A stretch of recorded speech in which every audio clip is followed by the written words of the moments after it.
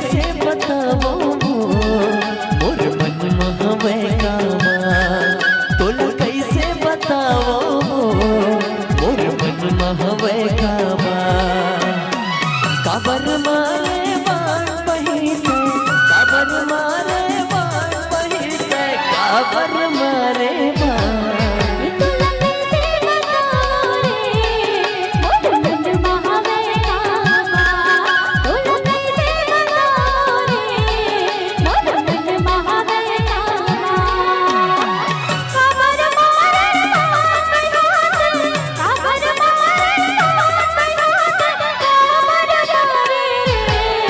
तोला कैसे बताओ मोर मन महवे कावा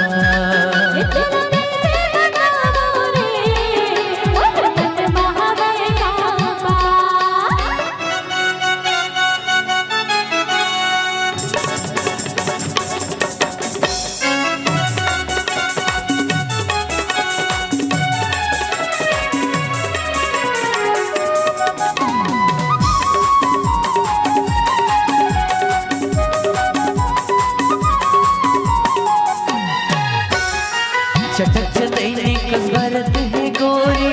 तोरे रूप हलकले जैसे साजे माथ मटकली अबे हवे चुचले चटक चटैनी कसरत है गोरी तोरे रूप हलकले जैसे साजे माथ मटकली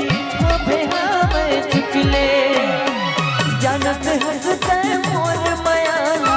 जानत हंसते मोर मयाना काबर साए